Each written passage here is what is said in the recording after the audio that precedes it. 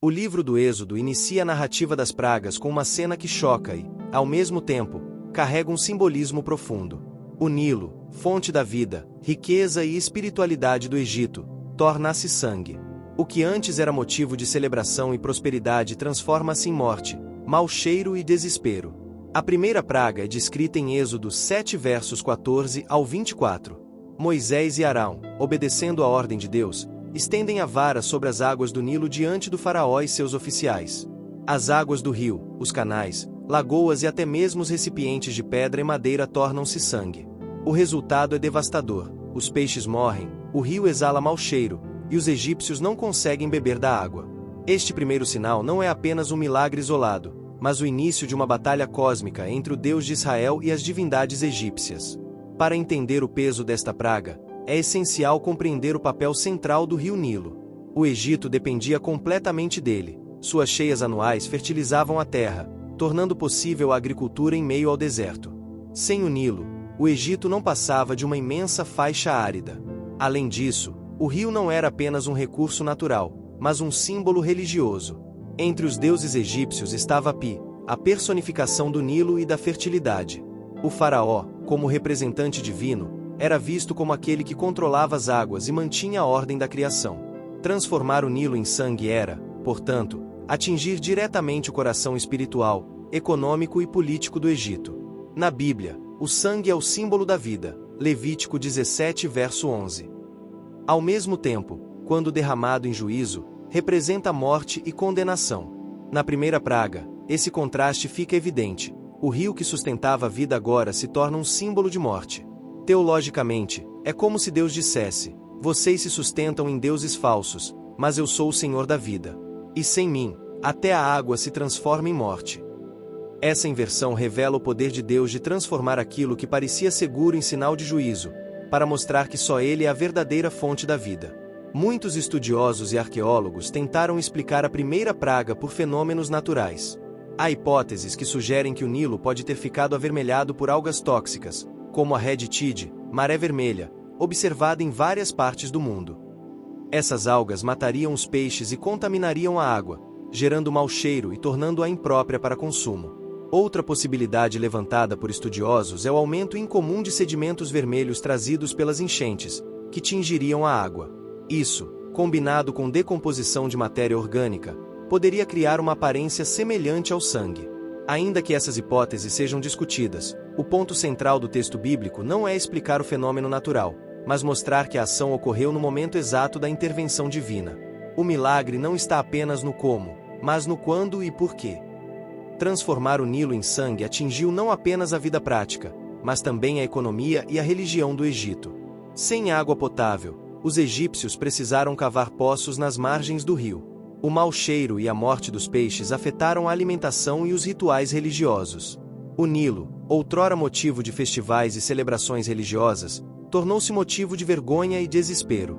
Essa foi uma afronta direta não apenas à subsistência do povo, mas ao próprio faraó, que deveria ser o guardião do equilíbrio cósmico, Maete.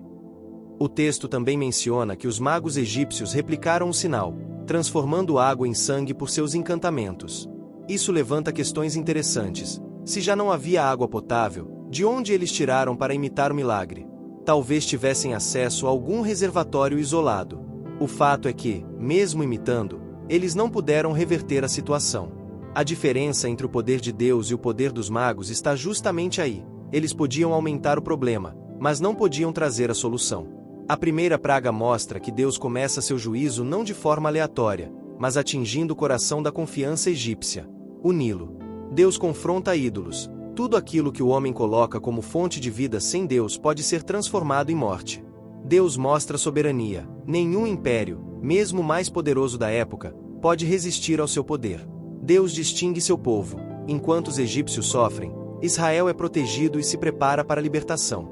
Hoje, não vivemos às margens do Nilo, mas temos nossos próprios deuses modernos. Economia, ciência, tecnologia, prazeres e até pessoas em quem depositamos nossa confiança absoluta. O ensinamento da primeira praga é claro: quando o ser humano transforma algo em fonte de segurança suprema, corre o risco de vê-lo se tornar motivo de dor e juízo. Assim como o Egito teve que reconhecer a fragilidade de seus deuses, também somos convidados a refletir: quais são os nossos Nilos? Em que depositamos nossa confiança? Essa praga nos chama a um retorno à fonte verdadeira da vida, Deus, que não apenas julga, mas também restaura. Se a primeira praga atingiu o coração da economia e da religiosidade egípcia, a segunda trouxe algo que, à primeira vista, poderia parecer até curioso ou inofensivo, uma invasão maciça de rãs. Mas quando lemos Êxodo 8 versos 1 ao 15, percebemos que não se tratava de um simples incômodo. Foi uma praga que mergulhou todo o Egito em caos, desespero e, ao mesmo tempo, numa mensagem espiritual profunda. Deus ordena a Moisés que diga ao faraó: "Deixe o meu povo ir, para que me sirva." Caso contrário, o Nilo produziria uma multidão de rãs que invadiriam casas, quartos, camas, fornos e até as bacias de amassar pão. O cenário descrito é quase sufocante. As rãs, que normalmente viviam às margens do rio, multiplicaram-se em escala sobrenatural e passaram a ocupar todos os espaços da vida cotidiana egípcia. Na cultura egípcia, a rã tinha um significado espiritual muito especial. Era associada à deusa Héquia, representada com cabeça de rã. Ela simbolizava a fertilidade, a vida nova e a regeneração. Durante as cheias do Nilo, a presença de rãs era vista como sinal de prosperidade, já que a água fertilizava a terra e multiplicava a vida. Por isso, essa praga foi um golpe direto contra a deusa Héquia. O que deveria ser sinal de bênção e abundância transformou-se em maldição e saturação. Deus estava mostrando que até os símbolos sagrados do Egito estavam sob o seu controle, e que o que eles consideravam fonte de vida poderia se tornar instrumento de julgamento. Imagine o desespero de não conseguir dormir porque a cama está cheia de rãs. Tentar cozinhar e encontrar rãs dentro dos fornos. A cena descrita pelo texto bíblico é quase de pesadelo. O que antes era visto como sinal de prosperidade, a presença de rãs após as cheias do Nilo, agora se tornava insuportável. A vida cotidiana ficou paralisada. Ninguém conseguia realizar tarefas básicas sem ser perturbado pela infestação. Aqui está a ironia. A mesma criatura que simbolizava a vida agora trazia caos e impureza. Alguns estudiosos sugerem que, após a primeira praga, com o rio contaminado e os peixes mortos, as rãs abandonaram as águas e se espalharam pelo Egito em busca de sobrevivência. Isso poderia explicar uma parte natural da praga. No entanto, a narrativa bíblica deixa claro que não se tratou de algo comum. A quantidade, a invasão em todos os espaços e o momento exato em que ocorreu revelam uma dimensão sobrenatural. O fenômeno pode até ter começado de forma natural, mas foi elevado à categoria de sinal divino de juízo. Curiosamente, os magos do Egito também conseguiram replicar a praga, produzindo mais rãs por seus encantamentos. Mas, assim como na primeira praga, isso apenas aumentou o problema. Eles não conseguiam reverter a situação, apenas agravá-la. Diante do caos, o faraó pede a Moisés que ore ao Senhor para remover as rãs, prometendo libertar o povo. Moisés intercede, as rãs morrem e são amontoadas, enchendo a terra de mau cheiro. Mas o coração do faraó se endurece novamente, e ele volta atrás. Esse ciclo de promessas e endurecimento se repete em várias pragas, revelando a resistência do coração humano diante da intervenção divina. Deus frequentemente usa ironia em seus juízos. No caso da segunda praga, o que era símbolo de bênção transformou-se em peso. A deusa Héquia, associada à vida e ao renascimento, é desmascarada quando a proliferação de suas criaturas traz caos e morte. Teologicamente, essa ironia mostra que quando o ser humano idolatra a criação em vez do Criador, aquilo que deveria trazer alegria pode se tornar fonte de desespero. Quando bênçãos viram fardos, assim como as rãs eram vistas como bênção após as cheias, há coisas em nossa vida que, quando ultrapassam os limites, deixam de ser bênção e tornam-se peso, riquezas, prazeres, status, poder. A fragilidade dos ídolos. A praga mostrou que nem a deusa da fertilidade nem o faraó podiam controlar a situação. Deus estava acima dos símbolos mais sagrados do Egito. O coração endurecido. O faraó representa a resistência humana diante da voz de Deus. Quantas vezes, diante do caos, o ser humano promete mudar, mas quando a situação melhora, volta aos velhos caminhos. Hoje, não temos uma deusa rã, mas ainda idolatramos conceitos ligados à fertilidade, produtividade e sucesso. A sociedade moderna valoriza a multiplicação de bens, de status, de resultados, como sinal de bênção. Mas quando esse acúmulo ultrapassa os limites, ele pode se transformar em sufoco. A segunda praga nos convida a refletir sobre o excesso. O que deveria nos trazer vida pode se tornar motivo de opressão quando deixamos de reconhecer que apenas Deus pode dar sentido verdadeiro às bênçãos. Assim como no Egito, Deus continua nos chamando a libertar o coração dos deuses que adoramos inconscientemente. A praga das rãs revela que Deus não apenas confronta os deuses egípcios, mas também expõe a fragilidade humana diante da idolatria. O que o homem celebra sem medida pode se tornar motivo de ruína. Ao transformar o símbolo da fertilidade em caos, Deus mostra que a verdadeira vida não está na multiplicação desenfreada, mas na confiança no Criador. No fundo, essa praga nos convida a examinar nossas próprias vidas. Quais rãs estão invadindo nossos espaços, transformando bênçãos em peso? Após as águas transformadas em sangue e a invasão sufocante das rãs, chega a terceira praga, descrita em Êxodo 8 versos 16 ao 19.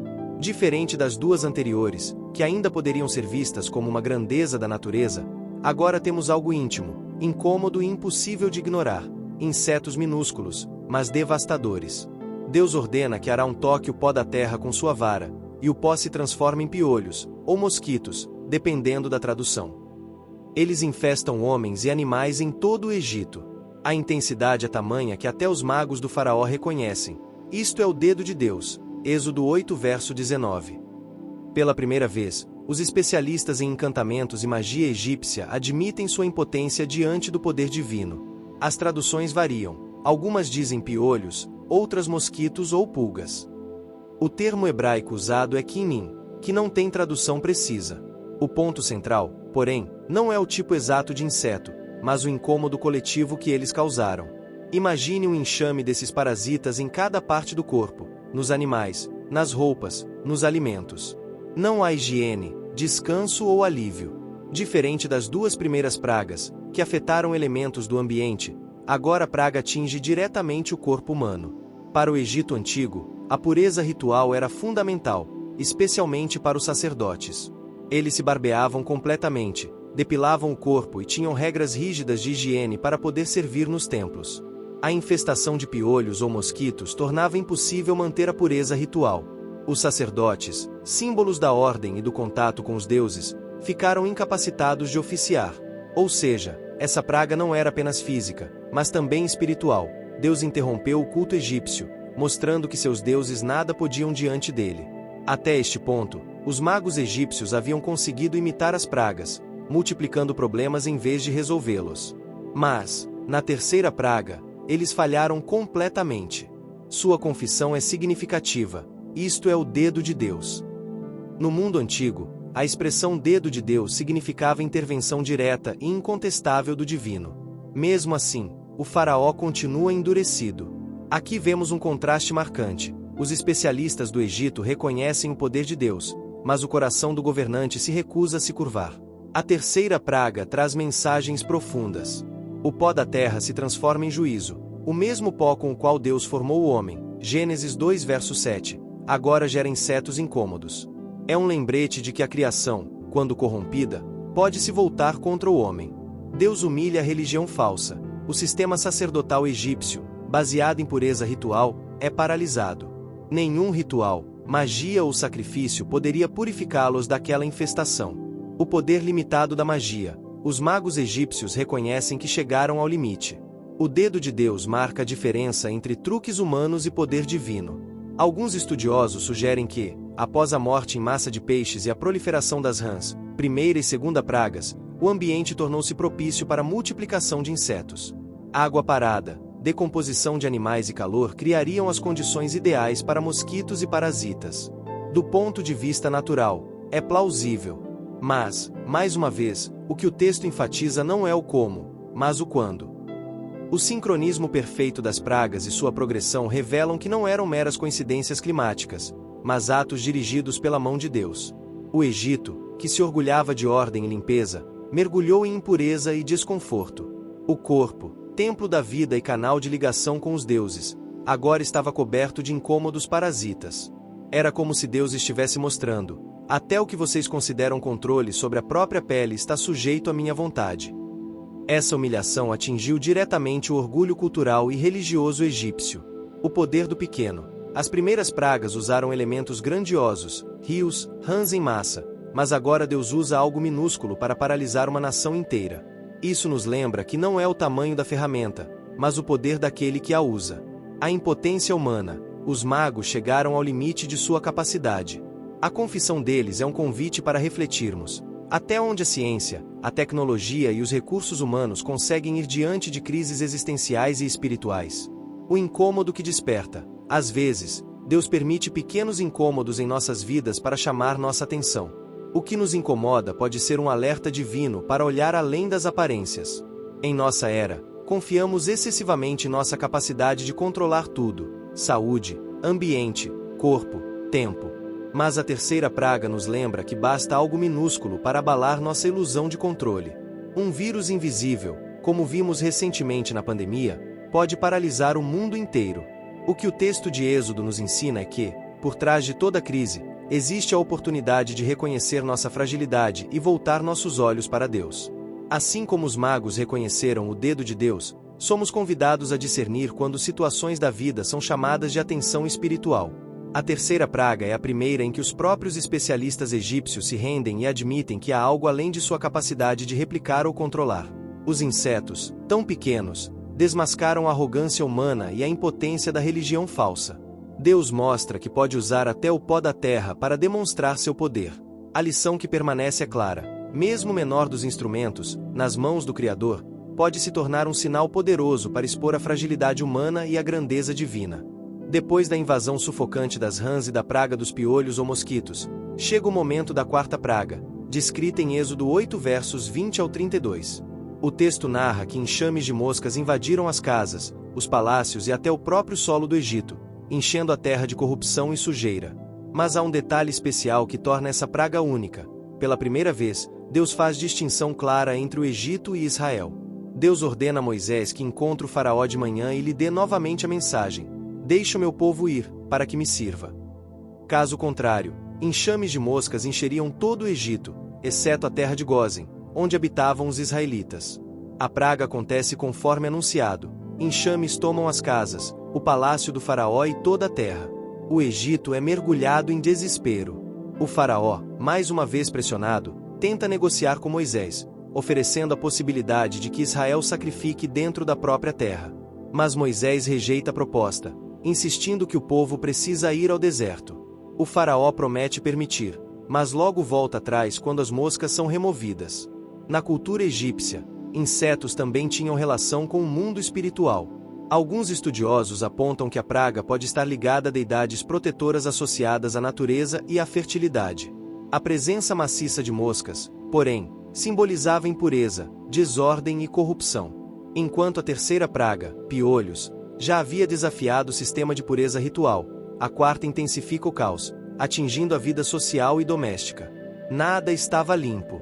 Nada estava protegido. A ideia de que o Egito era um lugar ordenado, governado pela Maete, a ordem cósmica sustentada pelo faraó, foi desfeita em meio à invasão caótica de insetos. O aspecto mais marcante desta praga não é apenas o incômodo dos enxames, mas o fato de que Deus faz uma distinção visível entre seu povo e o Egito. Enquanto os egípcios sofriam com a invasão, em Gósen não havia moscas. Essa separação é um ponto-chave teológico. Proteção do povo de Deus. O Senhor não apenas julga, mas também guarda aqueles que são seus. Sinal para o faraó: a praga não era mero fenômeno natural, mas um juízo seletivo, direcionado.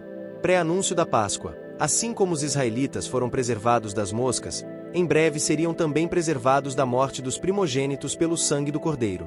A distinção mostra que o propósito das pragas não era destruir indiscriminadamente, mas libertar e revelar. Do ponto de vista natural, alguns estudiosos sugerem que, após as pragas anteriores, o ambiente do Egito ficou propício para enxames de insetos, a decomposição de animais mortos, o desequilíbrio ecológico, o calor. Isso poderia gerar nuvens de moscas ou até mesmo de insetos como tábanos, conhecidos por picar homens e animais e transmitir doenças. Seja como for, o texto bíblico deixa claro que a praga tinha um caráter miraculoso, atingia apenas os egípcios, poupando Israel. Essa seletividade rompe qualquer explicação meramente natural e aponta para o dedo de Deus conduzindo os acontecimentos. As moscas não eram apenas incomodas, mas também perigosas. Elas carregam doenças, contaminam alimentos e destroem a qualidade de vida. O texto diz que a terra ficou arruinada por causa delas, Êxodo 8 verso 24. A invasão dos enxames atingiu a saúde pública, a higiene e a segurança alimentar do Egito. Mais do que isso, representou uma humilhação cultural. O império mais poderoso da época, que se orgulhava de sua ordem e prosperidade, estava reduzido a um cenário de sujeira e desespero. Diante da praga, o faraó finalmente abre uma brecha, oferece a Israel a possibilidade de sacrificar dentro do Egito. Mas Moisés recusa, dizendo que os sacrifícios dos hebreus seriam abominação para os egípcios, o que poderia gerar conflitos. Aqui, a questão vai além da logística. É uma questão de identidade espiritual. O povo não podia servir a Deus nos termos do faraó. A verdadeira libertação só viria quando servissem a Deus em obediência plena. Essa cena nos mostra que o faraó tenta negociar com Deus, mas a resposta divina é clara: não há meio-termo entre libertação e escravidão. A quarta praga nos traz lições poderosas. Deus distingue os seus. A praga mostra a soberania de Deus em separar aqueles que lhe pertencem, preservando-os mesmo em meio ao caos. Deus expõe a fragilidade da ordem humana. O Egito, símbolo de poder e organização, é mergulhado em sujeira e desordem. Deus não aceita negociações parciais. A libertação de Israel não poderia ser pela metade. O mesmo vale para nossa vida espiritual. Não há como servir a dois senhores. Hoje, vivemos em uma era que valoriza a ordem social, tecnológica e econômica. Confiamos em sistemas, em governos e até em estruturas invisíveis que prometem estabilidade. Mas a quarta praga nos lembra que basta algo aparentemente pequeno e incontrolável, como um enxame, ou até um vírus, para expor nossa fragilidade. Além disso, esta praga fala sobre identidade. Quantas vezes tentamos negociar nossa fé para nos adaptarmos ao faraó moderno, seja ele o sistema, a cultura ou nossos próprios medos? A história mostra que a verdadeira liberdade só acontece quando paramos de negociar com aquilo que nos escraviza e entregamos obediência total a Deus.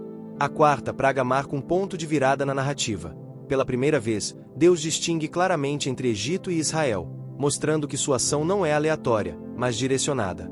O Egito é mergulhado em sujeira e desordem, enquanto Gósen permanece em paz. O episódio nos ensina que, em meio ao caos, Deus é capaz de proteger e separar aqueles que lhe pertencem.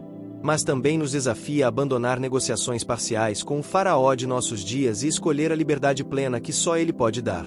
Até aqui, as pragas já haviam abalado o coração religioso, social e higiênico do Egito. Mas agora, na quinta praga, o impacto recai diretamente sobre a economia e a subsistência. Em Êxodo 9 versos 1 ao 7, Deus anuncia que enviará uma peste sobre os animais do Egito, cavalos, jumentos, bois e ovelhas, provocando uma devastação econômica sem precedentes. O Senhor manda Moisés dizer ao faraó: deixa o meu povo ir, para que me sirva. Porque, se recusares deixá-lo ir, eis que a mão do Senhor será sobre o teu gado. A praga é seletiva. Apenas o gado dos egípcios morre, enquanto o rebanho de Israel em Gósen permanece intacto. No dia seguinte, o que for anunciado cumpre-se com precisão. Todos os animais egípcios são atingidos, mas o rebanho de Israel não sofre dano algum. Ainda assim, o coração do faraó permanece endurecido. No Egito, o gado não era apenas fonte de alimento, mas também de força de trabalho e símbolo de riqueza. Bois e vacas eram usados no arado, no transporte e no comércio. Perder o gado significava perder a base econômica do país. Além do valor prático, havia também o valor religioso. O Egito venerava divindades ligadas ao gado, como Apis, o touro sagrado de Mênfis, e Hathor, deusa representada como vaca, ligada à fertilidade e ao amor maternal. Destruir o gado era, portanto, atingir diretamente o orgulho econômico e religioso do Egito. A quinta praga revela algumas verdades espirituais profundas. Deus julga os fundamentos econômicos da opressão. O Egito se sustentava em seu poder agrícola e militar. Deus mostra que até isso está sujeito à sua vontade. A mão do Senhor. O texto frisa que não é um fenômeno aleatório, mas a mão do Senhor que age. É uma ação direta, não apenas um desastre natural. A distinção entre Egito e Israel. Mais uma vez, Deus separa claramente seu povo, preservando enquanto a praga cai sobre os opressores. Do ponto de vista histórico, algumas teorias sugerem que a peste pode ter sido uma epidemia entre o gado, causada por mosquitos, tábanos ou pela contaminação das águas nas pragas anteriores. Arqueólogos e historiadores apontam que pragas de animais eram conhecidas no Egito Antigo, devastando rebanhos inteiros. Doenças como antraz e peste bovina poderiam ter causado mortes em massa. Mas, novamente, o ponto central não é a explicação científica, e sim o tempo e a seletividade. Os animais dos egípcios morreram, enquanto os de Israel permaneceram intactos. Isso revela o caráter miraculoso e direcionado do juízo divino. O gado era essencial para a agricultura. Os bois puxavam arados e carros. Alimentação, carne, leite e derivados eram parte da dieta. Religião. Animais eram oferecidos em sacrifícios e cultuados como sagrados. Comércio. O gado era uma forma de riqueza e moeda de troca. A destruição dos rebanhos abalou não apenas a economia, mas também a confiança do povo na proteção de seus deuses. Foi um golpe direto contra a autossuficiência do Egito. O touro Apis era um dos símbolos mais importantes da religiosidade egípcia, representando força, fertilidade e poder divino. Ele era adorado em templos específicos e considerado manifestação terrena de Ptah, o deus criador. A deusa Thor, associada à vaca, simbolizava maternidade, alegria e música. Sua imagem estava presente em templos e festivais. Ao atingir o gado, Deus mostra que até os deuses mais venerados do Egito não podiam proteger o que lhes era consagrado. O recado é claro: nenhum ídolo pode salvar quando o Senhor decide julgar. O que sustenta nossa vida pode ruir. Assim como o gado sustentava o Egito, todos nós temos algo que consideramos fundamental: finanças, emprego, patrimônio. A praga nos lembra que nada é absoluto além de Deus. Deus não atinge por acaso, sua ação é direcionada. Ele não destrói Israel, apenas o Egito. Isso nos ensina que o juízo divino é justo e específico, não cego ou aleatório. O endurecimento do coração. Mesmo após a perda econômica catastrófica, o faraó não se dobra. Essa é a realidade espiritual do coração humano. Pode perder riquezas, bens e status, e ainda assim resistir à voz de Deus. Em nossa sociedade, a economia ocupa o papel central que o gado tinha no Egito. Medimos sucesso, segurança e até identidade por meio de dinheiro, produção e consumo. A quinta praga nos convida a refletir: e se de repente tudo aquilo em que confiamos economicamente desmoronasse? Como aconteceu em crises financeiras, pandemias e colapsos de sistemas, percebemos que nossa segurança não pode estar em bens ou estruturas humanas. Deus continua lembrando ao seu povo: a tua vida não depende do que possuis, mas de mim. A quinta praga atinge o coração da economia egípcia e desmascara a impotência dos deuses touros e vacas. O Egito perde sua base econômica e religiosa, enquanto Israel permanece intocado. Esse episódio nos mostra que Deus é soberano sobre a vida material e espiritual, e que nenhuma riqueza ou ídolo pode resistir ao seu poder. Mais do que um relato antigo, é um convite para examinarmos em que temos colocado nossa confiança e lembrarmos que somente Deus é a fonte verdadeira de segurança e provisão.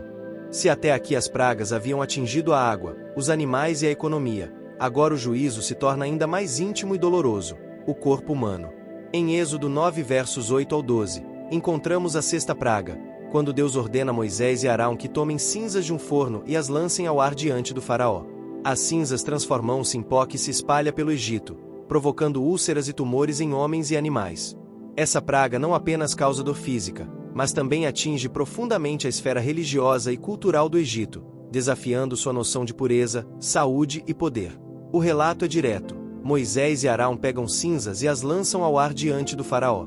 Elas se espalham como pó fino, e logo pessoas e animais em todo o Egito são cobertos por tumores e úlceras. O detalhe interessante é que os magos egípcios, que antes imitavam as pragas, agora não conseguem sequer se apresentar diante de Moisés, pois também estão cobertos pelas feridas. Aqui, vemos o colapso definitivo da magia egípcia diante do poder do Deus de Israel. As cinzas jogadas ao ar carregam um significado simbólico poderoso. No Egito, fornos eram usados tanto para atividades comuns, como a preparação de tijolos, onde os hebreus eram escravizados, quanto em rituais. Alguns estudiosos sugerem que a imagem das cinzas lançadas ao vento pode estar relacionada a rituais pagãos de maldição, nos quais o pó era jogado no ar para simbolizar a propagação de um feitiço. Deus, então, usa esse gesto para mostrar que não são os rituais humanos que controlam o destino, mas sua mão soberana. O que antes era sinal de poder mágico, agora se torna instrumento de juízo divino. O Egito antigo valorizava intensamente a pureza física, especialmente entre os sacerdotes. Para servir nos templos, eles se depilavam completamente, tomavam banhos diários e mantinham um padrão rigoroso de higiene. Doenças de pele, feridas ou deformidades os tornavam impuros e incapazes de oficiar. A sexta praga, portanto, teve um impacto devastador. Nem os sacerdotes, nem os magos, nem o próprio faraó podiam escapar da contaminação física. Era como se Deus dissesse: até o corpo que vocês julgam controlar está sujeito ao meu juízo. Além disso, muitos deuses egípcios estavam associados à cura e à medicina, como Ísis, ligada à saúde e à magia, e Sekhmet, deusa da guerra, mas também protetora contra epidemias. Ao enviar feridas incuráveis, Deus mostrava que nem mesmo essas divindades tinham poder real sobre a saúde. Alguns estudiosos sugerem que as úlceras poderiam ser resultado de antraz cutâneo, provocado pela contaminação do gado morto na quinta praga.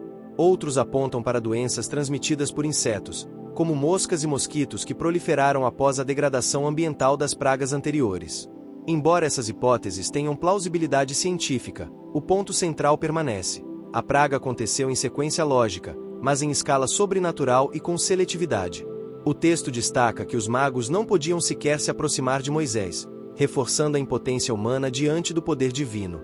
O versículo 12 traz uma nota solene: o Senhor endureceu o coração de Faraó, e este não os ouviu. Até aqui, o texto muitas vezes dizia que o coração de Faraó se endureceu. Agora, vemos que o endurecimento é também parte do juízo divino. Isso levanta uma questão teológica profunda: até que ponto o ser humano rejeita a voz de Deus? E em que momento essa rejeição se torna juízo? A sexta praga nos mostra que existe um limite para a obstinação humana, quando a recusa deliberada de obedecer se transforma em uma condenação autoimposta. A sexta praga traz mensagens que ecoam até hoje. A fragilidade do corpo humano. Por mais que o homem confie em sua saúde ou aparência, basta uma enfermidade para expor sua vulnerabilidade. A falência da falsa religião. Os magos, que antes tentavam imitar os sinais, agora são reduzidos à impotência. Deus expõe a incapacidade de sistemas espirituais falsos de oferecer solução real. O limite do endurecimento. A resistência do faraó nos lembra que rejeitar repetidamente a voz de Deus endurece o coração até o ponto de não retorno. Vivemos em uma sociedade obcecada pelo corpo, saúde, estética, longevidade. Investimos bilhões em dietas, remédios, exercícios, cirurgias. Mas a sexta praga nos lembra que o corpo, por mais cuidado que receba, é frágil diante do mistério da vida e da morte. Essa realidade não nos chama ao desespero, mas à humildade. O apóstolo Paulo lembra em 2 Coríntios 4 verso 16 que o nosso homem exterior se corrompe, contudo o interior se renova de dia em dia. A sexta praga nos convida a não colocar nossa confiança absoluta na força física, mas na restauração espiritual que vem de Deus. Além disso, a incapacidade dos magos e deuses egípcios de curar as feridas aponta para uma verdade atual. Muitas vezes, buscamos solução em sistemas, filosofias e até espiritualidades alternativas, mas apenas em Deus encontramos verdadeira cura para corpo e alma. A sexta praga marca um ponto decisivo. Não apenas o ambiente e a economia são abalados, mas agora o próprio corpo humano é atingido. Nem sacerdotes, nem magos, nem faraó escapam das úlceras que desfiguram e humilham. Deus mostra que todo o poder humano, econômico, religioso ou físico, é limitado diante da sua soberania. Mais do que uma praga antiga, esse episódio nos lembra que nossa vida não pode estar firmada em saúde, aparência ou sistemas humanos, mas apenas no Deus que cura, restaura e liberta. Após 6 pragas devastadoras, que já haviam desestabilizado a economia, a religião e até o corpo dos egípcios, chega a 7ª praga, descrita em Êxodo 9, 13 e 35. Aqui, a narrativa ganha um tom ainda mais dramático. Deus envia uma tempestade de granizo misturado com fogo, algo sem precedentes no Egito. Essa praga não apenas causa destruição material, mas também traz uma revelação ainda mais clara da soberania de Deus sobre a natureza e sobre o coração endurecido do faraó. Moisés é novamente instruído a ir até o faraó e declarar: desta vez enviarei todas as minhas pragas contra o teu coração, contra os teus oficiais e contra o teu povo, para que saibas que não há ninguém como eu em toda a terra. Êxodo 9 verso 14. Deus anuncia uma tempestade tão devastadora que destruiria homens, animais e plantações. No entanto, ele dá uma oportunidade de proteção. Quem temesse a palavra do Senhor poderia recolher seus servos e animais em abrigos, poupando-os da destruição. O texto relata que alguns dos oficiais do faraó temeram a palavra do Senhor e abrigaram seus servos, enquanto outros ignoraram e sofreram as consequências. Quando a tempestade cai, ela arrasa o Egito. Árvores, plantações e animais são destruídos. Apenas a terra de Gósen, onde estava Israel, permanece ilesa. O Egito, conhecido por seu clima quente e seco, raramente via chuvas fortes, quanto mais granizo misturado com fogo. Esse detalhe sobrenatural indica não apenas uma tempestade natural, mas um evento extraordinário. O granizo, símbolo de destruição agrícola, associado ao fogo, sugere uma manifestação direta da ira divina. O texto destaca: nunca houve nada igual em toda a terra do Egito desde que se tornou nação. Êxodo 9, verso 24. Essa praga marca uma mudança de intensidade. Deus não atinge apenas a vida cotidiana, mas destrói a própria produção agrícola do Egito. Cevada e linho são devastados, culturas importantes para alimentação e vestimenta. A mensagem é clara: a subsistência do Egito não estava em suas divindades, mas nas mãos do Senhor. Além disso, pela primeira vez, há uma convocação à escolha. Os egípcios poderiam se proteger se ouvissem a palavra de Deus. Aqui, o juízo vem acompanhado de misericórdia, dando oportunidade de resposta e fé. Essa praga também tem forte conotação religiosa. Entre os deuses egípcios, havia Nut, deusa do céu; Shu, deus do ar; Tefnut, deusa da umidade; Sete, associado a tempestades e caos. Ao enviar granizo e fogo, Deus mostra que nenhuma dessas divindades controla o céu e o clima. Apenas o Criador tem domínio sobre os elementos da natureza. Arqueólogos e estudiosos sugerem que tempestades severas poderiam, em raras ocasiões, atingir o Egito, especialmente vindas do Mediterrâneo.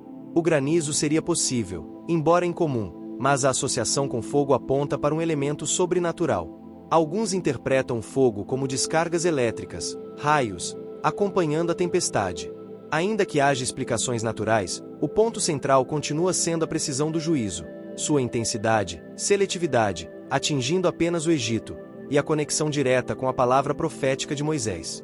Diante da destruição, o faraó admite pela primeira vez: pequei desta vez, o Senhor é justo, e eu e o meu povo somos ímpios. Êxodo 9, verso 27. Essa confissão, no entanto, é superficial. Quando a tempestade cessa, ele volta a endurecer seu coração. Aqui vemos um retrato comum da natureza humana. Em meio à crise, reconhecemos nossa fragilidade e até confessamos nossa falha. Mas quando a pressão passa, tendemos a retornar aos velhos padrões. Juízo com oportunidade de graça. Deus anuncia a praga, mas dá a chance de escapar para aqueles que ouvirem sua palavra. Até no juízo, a misericórdia. A soberania de Deus sobre a natureza. O clima, que os egípcios atribuíam a seus deuses, é mostrado como instrumento do Senhor. A falsa confissão. O faraó reconhece o pecado, mas não se arrepende de fato. Isso revela a diferença entre confissão superficial e arrependimento genuíno. Hoje, vivemos também sob a ameaça de desastres naturais, secas, enchentes, furacões, queimadas. Muitos desses eventos estão ligados ao desequilíbrio ambiental causado pela própria humanidade. A sétima praga nos convida a refletir: até que ponto vemos na crise apenas um desastre natural, e até que ponto enxergamos um chamado à humildade diante de Deus? Outro ponto atual é a questão da falsa confissão. Quantas vezes, em meio a dificuldades, fazemos promessas a Deus ou reconhecemos nossa fragilidade, mas assim que o problema passa, voltamos à rotina sem mudança real? Essa praga nos alerta para a necessidade de arrependimento genuíno, que produz transformação. A sétima praga inaugura uma nova fase no ciclo de juízos. O céu, fonte de vida e ordem para o Egito, torna-se instrumento de destruição. O granizo e o fogo expõem a impotência dos deuses egípcios, desestabilizam a economia e desafiam diretamente o faraó. Mas também revelam a misericórdia de Deus. Quem ouviu sua palavra pôde se proteger. E aqui está a lição eterna. Mesmo em meio ao juízo, Deus oferece refúgio àqueles que confiam nele. Depois da devastação causada pelo granizo e fogo, o Egito ainda tentava se reerguer. Restavam algumas plantações que haviam escapado da destruição, especialmente o trigo e o centeio, que amadureciam mais tarde. Mas então, em Êxodo 10 versos 1 ao 20, Deus envia a oitava praga, uma nuvem imensa de gafanhotos que cobre a terra e consome tudo que ainda sobrava. Essa praga não apenas completou a ruína agrícola do Egito, como também trouxe um peso simbólico e espiritual profundo, ecoando como um dos juízos mais temidos em toda a história bíblica. Deus ordena a Moisés que vá novamente ao faraó e anuncie: deixa o meu povo ir, para que me sirva. Se recusares, Eis que trarei amanhã gafanhotos ao teu território. Cobrirão a face da terra, de modo que ninguém poderá ver o chão, e devorarão o restante que escapou do granizo. Êxodo 10 versos 3 ao 5. Os oficiais do faraó, já desesperados, imploram: até quando este homem será para nós um laço? Deixa ir os homens, para que sirvam ao Senhor. O próprio faraó tenta negociar, permitindo que apenas os homens partam, mas Moisés rejeita a proposta. O povo inteiro deveria servir a Deus. Quando Moisés estende a vara, o vento oriental traz os gafanhotos, que invadem todo o Egito, cobrindo a terra de tal forma que ela parece desaparecer sob eles. Não sobra nada verde, árvores, plantações, ervas, tudo é consumido. Na Bíblia e em outras tradições do Oriente Médio, os gafanhotos são frequentemente associados a juízo divino e destruição em massa. No livro de Joel, por exemplo, eles simbolizam a devastação causada pelo exército do Senhor. Joel 1 verso 4, 2 verso 25. No Apocalipse, aparecem novamente como imagem de julgamento escatológico. Apocalipse 9. Para os egípcios, a chegada de gafanhotos era um terror conhecido. Em uma civilização agrícola, esse tipo de praga significava fome, miséria e colapso social. A oitava praga, portanto, toca um dos medos mais antigos da humanidade: perder o sustento da vida de forma incontrolável. Essa praga também tem uma dimensão espiritual. O Egito venerava diversas divindades ligadas à colheita e à fertilidade da terra, como Osíris, associado à vegetação e ao renascimento, e Neper, deus do grão. Ao permitir que os gafanhotos consumissem todo o alimento, Deus expôs a impotência desses deuses. A mensagem é clara: não são os ídolos nem as forças naturais que garantem o sustento da vida, mas o Senhor soberano. Pragas de gafanhotos são conhecidas até hoje no norte da África e no Oriente Médio. Enxames podem percorrer centenas de quilômetros e destruir colheitas inteiras em poucas horas. Há registros históricos de enxames tão densos que bloqueavam a luz do sol. No entanto, o relato bíblico destaca elementos sobrenaturais. O tempo exato: eles chegam no dia seguinte à palavra de Moisés. A intensidade: nunca antes havia havido uma praga tão devastadora no Egito. O controle de Deus: quando Moisés ora, um vento ocidental forte leva os gafanhotos para o Mar Vermelho, encerrando a praga de forma imediata. Esses detalhes mostram que, mesmo que Deus tenha usado fenômenos naturais, o acontecimento foi marcado por sua intervenção direta e soberana. Se o granizo já havia destruído parte da colheita, os gafanhotos acabaram com o que restava. Isso significava fome iminente, desemprego e colapso da economia agrícola. O Egito, conhecido por sua abundância e por ser o celeiro do mundo antigo, agora estava arruinado. As reservas e a segurança alimentar estavam em risco. O orgulho de ser uma terra fértil foi transformado em humilhação. O faraó, mais uma vez pressionado, chama Moisés e Arão e admite: pequei contra o Senhor, vosso Deus, e contra vós. Agora, pois, perdoai-me ainda esta vez o meu pecado, e rogai ao Senhor, vosso Deus, que ao menos afaste de mim esta morte. Êxodo 10 versos 16 e 17. Sua confissão, entretanto, é novamente superficial. Ele busca apenas alívio imediato, sem verdadeira disposição de obedecer. Quando os gafanhotos são removidos, o coração do faraó volta a se endurecer. O sustento vem de Deus. A praga mostra que a terra e a produção agrícola não estão sob o controle humano ou dos deuses falsos, mas sob a providência divina. O peso da idolatria. O Egito confiava em seus deuses para a fertilidade da terra, mas eles nada puderam fazer diante da ação do Senhor. A insuficiência de uma fé superficial. O faraó confessa e pede oração, mas não muda de atitude. É o retrato da religiosidade que busca apenas solução imediata, sem compromisso real com Deus. Nos dias de hoje, não enfrentamos enxames de gafanhotos como no Egito Antigo, embora eles ainda existam em algumas regiões do mundo, mas vivemos sob o risco de outras pragas modernas que afetam nosso sustento. Crises econômicas, inflação, catástrofes climáticas que afetam plantações e cadeias de suprimento. A oitava praga nos lembra que não há segurança absoluta nos sistemas econômicos ou agrícolas humanos. Nossa dependência final não está na tecnologia ou na economia global, mas no Deus que sustenta a vida. Também nos alerta contra uma fé utilitária. Quantas vezes buscamos Deus apenas como solução emergencial para nossos problemas, sem verdadeira entrega? Assim como o faraó, corremos o risco de reconhecer nossa fragilidade apenas no momento da crise, mas voltar a endurecer o coração depois que o perigo passa. A oitava praga completa a ruína do Egito, destruindo as colheitas e mergulhando o país em desespero. Mais do que uma tragédia natural, foi um sinal sobrenatural da soberania de Deus, que mostrou ser o verdadeiro Senhor do sustento da vida. Essa praga nos ensina que, em tempos de escassez e insegurança, nossa confiança não deve estar nas estruturas humanas, mas naquele que pode prover em qualquer circunstância. E nos desafia a viver uma fé genuína, não apenas em momentos de crise, mas em todo o tempo. Após a devastação das colheitas pelo granizo e pelos gafanhotos, o Egito mergulha em uma experiência ainda mais angustiante. A nona praga, descrita em Êxodo 10 versos 21 ao 29. Desta vez, não há destruição de animais ou plantações, mas algo mais profundo, a ausência de luz. Durante 3 dias, trevas espessas cobriram a terra, tão densas que os egípcios não podiam enxergar uns aos outros, nem sair de suas casas. Enquanto isso, os israelitas, na terra de Gósen, continuavam desfrutando da luz.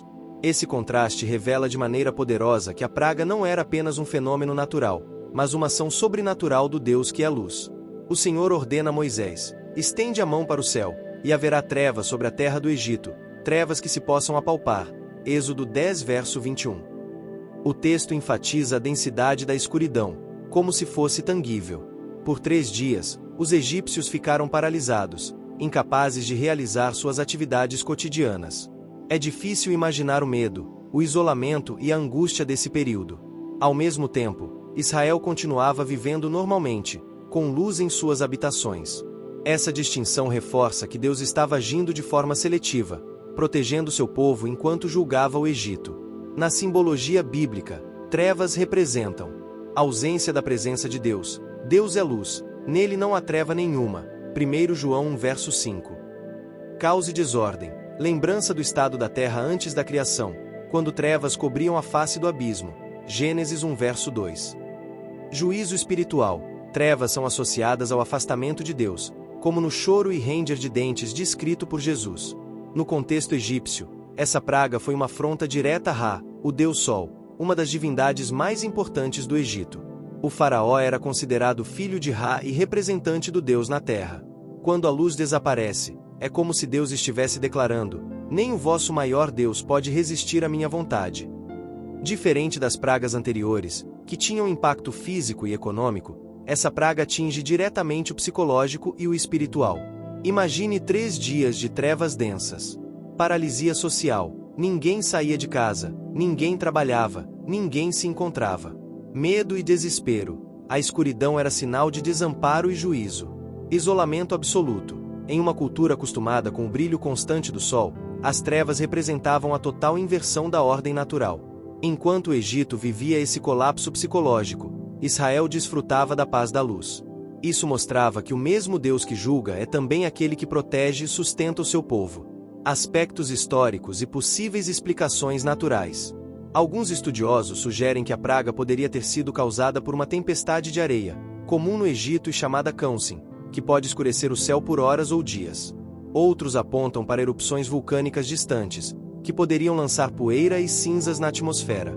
Mas, mais uma vez, o texto bíblico destaca elementos sobrenaturais. A duração exata de 3 dias. A escuridão palpável, algo mais intenso que uma simples tempestade. O contraste absoluto entre Egito e Gósen, que só pode ser explicado como intervenção divina. Diante da praga, o faraó propõe um novo acordo. Permitiria que o povo partisse com suas famílias, mas exigia que o rebanho permanecesse no Egito. Moisés recusa, dizendo que o povo deveria levar tudo, inclusive os animais, para servir ao Senhor. Esse momento marca o clímax da resistência do faraó. Enfurecido, ele declara: sai da minha presença. Cuida-te que não mais vejas o meu rosto, porque no dia em que vires o meu rosto morrerás. Êxodo 10 verso 28. Moisés responde com firmeza: falaste bem, nunca mais verei o teu rosto. Êxodo 10 verso 29. Esse diálogo sela a ruptura definitiva. O endurecimento do faraó está completo, e o caminho está preparado para a 10ª e última praga. Deus é Senhor da luz e das trevas. A praga mostra que a ordem cósmica não pertence ao faraó nem a Ra, mas ao Criador. Trevas como juízo espiritual. A ausência de luz aponta para a realidade do afastamento de Deus, uma condição de desespero e morte. A distinção entre o povo de Deus e o mundo. Israel permanece na luz, enquanto o Egito mergulha em trevas. Isso simboliza a diferença entre aqueles que vivem na presença de Deus e aqueles que rejeitam sua voz. Hoje, talvez não enfrentemos trevas físicas como no Egito, mas muitos vivem em trevas espirituais: desespero, falta de propósito, distanciamento de Deus. A nona praga é um lembrete de que a maior escuridão não é a ausência do sol, mas a ausência da presença divina. Em contrapartida, Jesus declarou: "Eu sou a luz do mundo. Quem me segue não andará em trevas, mas terá a luz da vida." João 8, verso 12.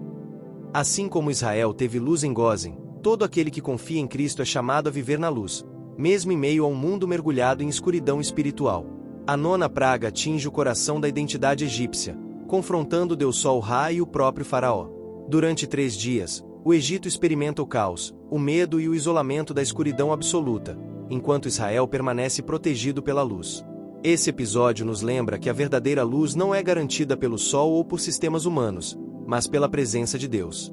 E também nos desafia a escolher: viver na luz de Cristo ou permanecer nas trevas espirituais que afastam da vida verdadeira. Nenhum outro momento da história das pragas é tão solene e carregado de simbolismo quanto a 10ª praga, narrada em Êxodo 11:12.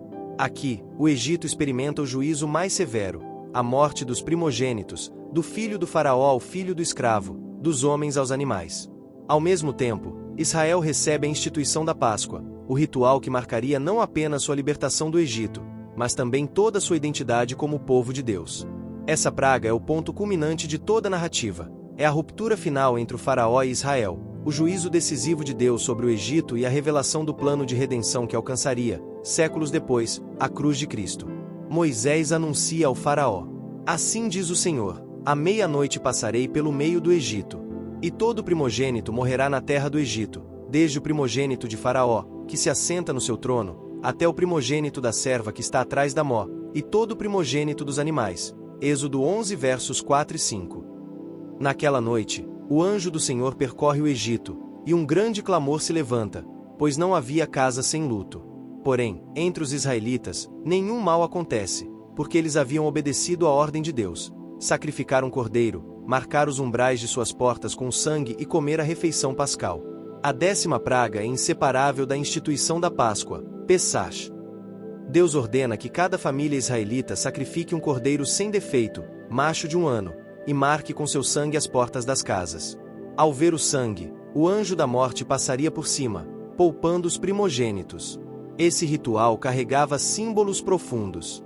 O sangue como sinal de vida e proteção. Não era o mérito ou a força dos israelitas que o salvaria, mas o sangue do cordeiro. A refeição comunitária, comer o cordeiro assado, com pães sem fermento e ervas amargas, era um ato de unidade e preparação para a saída. O memorial eterno. A Páscoa não era apenas para aquela noite, mas deveria ser celebrada de geração em geração, como lembrança da libertação. O Egito inteiro foi atingido pelo luto. Do palácio do faraó às casas mais humildes, não houve exceção. O primogênito, em muitas culturas antigas, representava herança, continuidade e futuro. A morte dos primogênitos simbolizava não apenas perda pessoal, mas o fim do legado e da segurança do Egito. Para o faraó, foi o golpe mais devastador. O herdeiro do trono, considerado divino, não foi poupado. Isso mostrou que nem mesmo a linhagem real estava fora do alcance do juízo de Deus. O texto destaca o clamor do Egito naquela noite, um choro coletivo de dor e impotência. Era a culminação do juízo divino sobre uma nação que havia escravizado e humilhado Israel. Essa praga foi uma afronta direta não apenas ao faraó, mas a todos os deuses do Egito. O Senhor declara em Êxodo 12 verso 12: "Executarei juízos contra todos os deuses do Egito. Eu sou o Senhor." O faraó, visto como divino, é impotente para salvar seu próprio filho. Os deuses protetores da vida e da fertilidade não conseguem evitar a morte. O Egito, que acreditava na continuidade através da linhagem real e do culto aos ancestrais, é confrontado com a soberania absoluta de Deus sobre a vida e a morte. A 10ª praga revela verdades centrais. O juízo de Deus é universal e justo. Do faraó ao escravo, ninguém está isento. A salvação é pela obediência ao sangue. Israel não foi poupado por merecimento, mas porque estava debaixo do sinal do sangue do cordeiro. A redenção exige substituição. Um cordeiro inocente morre no lugar do primogênito. Aqui está o prenúncio do Evangelho. Cristo, o Cordeiro de Deus, que tira o pecado do mundo. João 1, verso 29. Na antiguidade, a morte de primogênitos é um tema que aparece em outras culturas como sinal de juízo divino. No Egito, o primogênito era especialmente valioso, pois garantia a continuidade da família, da herança e, no caso do faraó, da dinastia. Arqueólogos e estudiosos tentam explicar a praga como resultado de desastres ambientais em cadeia. A contaminação do Nilo, a morte dos peixes, a proliferação de insetos e doenças que teriam culminado em epidemias fatais, atingindo os mais vulneráveis, como crianças. Mas o relato bíblico insiste em que não se trata de uma tragédia aleatória, mas de um ato direto de Deus, com seletividade e significado espiritual. Com a morte dos primogênitos, o faraó finalmente cede. Ele chama Moisés e Arão durante a noite e diz: Levantai-vos, saí do meio do meu povo, tanto vós como os filhos de Israel, ide, servi ao Senhor, como tendes dito. Levai também os vossos rebanhos, como tendes dito, e parti, e abençoai-me também a mim. Êxodo 12 versos 31 e 32. O Egito, desesperado, apressa a saída de Israel, dando-lhes ouro, prata e roupas. O povo parte rumo à liberdade, cumprindo a promessa feita por Deus a Abraão, Isaque e Jacó. Todos estamos sob juízo, assim como o Egito, toda a humanidade está sujeita ao juízo divino. O sangue é a única proteção. O sangue do Cordeiro foi o sinal de salvação naquela noite. Hoje, é o sangue de Cristo que nos livra da condenação. A verdadeira libertação exige obediência. Israel só foi protegido porque obedeceu às instruções de Deus. Fé e obediência caminham juntas. O faraó representa a resistência do coração humano. Mesmo diante de 9 sinais anteriores, ele se recusa a obedecer até o limite. Isso mostra a gravidade de endurecer o coração contra a voz de Deus. A 10ª praga continua ecoando até hoje. Não apenas como um episódio histórico, mas como um espelho espiritual. Vivemos em um mundo que ainda resiste à voz de Deus, como o faraó. Buscamos segurança em nossa linhagem, patrimônio ou sistemas, mas no fim, todos precisamos de redenção. O sangue do Cordeiro, no Êxodo, aponta para o sangue de Cristo na cruz. Assim como os israelitas precisavam estar cobertos pelo sangue para escapar da morte, nós também precisamos estar cobertos pelo sacrifício de Jesus para termos vida eterna. A morte dos primogênitos foi o juízo mais severo sobre o Egito e o golpe final contra o faraó. Mas, para Israel, foi a noite da libertação, marcada pelo sangue do Cordeiro e pela instituição da Páscoa. Esse episódio sintetiza o coração da mensagem bíblica. Juízo e salvação caminham lado a lado. O mesmo Deus que julga o pecado é aquele que oferece um caminho de escape por meio do sangue. Séculos depois, o apóstolo Paulo escreveria: Cristo, nossa Páscoa, foi sacrificado por nós. 1 Coríntios 5 verso 7. Assim, a 10ª praga não é apenas um acontecimento do passado, mas um prenúncio da redenção definitiva em Jesus Cristo. A narrativa das 10 pragas do Egito não é apenas um relato de catástrofes antigas. É uma história carregada de simbolismo, revelação teológica e lições espirituais que ecoam até hoje. Cada praga foi um golpe cirúrgico contra a economia, a religião, a cultura e o orgulho do Egito. Mas, além do juízo, o relato mostra a misericórdia e a fidelidade de Deus em libertar o seu povo. Nesta conclusão, vamos refletir sobre os significados históricos, culturais, teológicos e espirituais das pragas, explorando seu legado para Israel, para a fé cristã e para a vida contemporânea. Em primeiro lugar, as pragas são apresentadas como atos de juízo. O faraó havia escravizado Israel por séculos, endurecido seu coração e desafiado repetidamente o comando divino. As pragas expuseram a justiça de Deus, que não permite que a opressão e a injustiça permaneçam para sempre. Mas as pragas não foram apenas juízo, foram também instrumento de libertação. Cada golpe contra o Egito era, ao mesmo tempo, um passo rumo à liberdade de Israel. O povo que estava sob cativeiro agora caminhava para se tornar uma nação livre, destinada a servir ao Senhor. Essa dualidade, juízo para uns, libertação para outros, percorre toda a Bíblia. O mesmo Deus que julga os opressores é o que liberta os cativos. Cada praga foi um ataque direto ao panteão egípcio. O Nilo, transformado em sangue, confrontou Api, deus do rio. As rãs atingiram Héquia, deusa da fertilidade. Os piolhos e mosquitos humilharam os sacerdotes e a crença na pureza ritual. As moscas, a peste no gado e as úlceras expuseram a impotência de deuses como Apis e Ator. O granizo e o fogo mostraram que nem Nut, deusa do céu, podia proteger o Egito. Os gafanhotos derrotaram Osíris, deus da vegetação. As trevas afrontaram Ra, o deus Sol, o maior de todos. A morte dos primogênitos atingiu o próprio Faraó, considerado divino. Assim, as pragas foram uma desconstrução sistemática do politeísmo egípcio. O Senhor não era apenas mais um deus na disputa, mas o único verdadeiro Deus, soberano sobre todas as áreas da vida e da criação. Enquanto o Egito era julgado, Israel experimentava a proteção divina.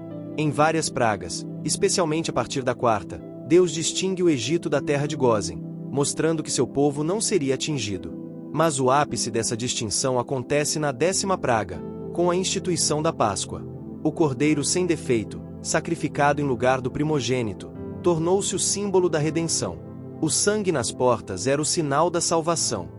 Essa celebração moldaria a identidade de Israel por gerações.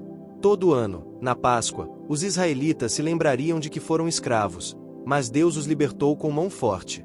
Mais do que uma memória, era um ato pedagógico, para que nunca se esquecessem de que pertenciam ao Senhor. A narrativa das pragas aponta profeticamente para a obra de Cristo. O Novo Testamento apresenta Jesus como o Cordeiro de Deus, João 1 verso 29, cuja morte na cruz é o cumprimento do símbolo da Páscoa. Assim como os israelitas foram salvos da morte pelo sangue do Cordeiro nos umbrais, os cristãos creem que são salvos da condenação eterna pelo sangue de Cristo. Paulo afirma: Cristo, nossa Páscoa, foi sacrificado por nós. 1 Coríntios 5 verso 7. A 10ª praga, portanto, não é apenas um episódio do passado, mas um prenúncio do Evangelho, juízo para os que resistem, salvação para os que confiam no sangue do Cordeiro. Cada praga traz lições que transcendem o tempo e continuam atuais. A primeira praga, água em sangue, lembra que o que idolatramos pode se tornar motivo de morte e dor. A segunda, rãs, mostra como bênçãos sem limite se transformam em fardos. A terceira, piolhos, revela que até o menor incômodo pode expor a fragilidade humana. A quarta, moscas, ensina que Deus distingue os que são seus. A quinta, peste no gado, alerta que nossa economia e riqueza podem ruir. A sexta, úlceras, lembra da fragilidade do corpo humano.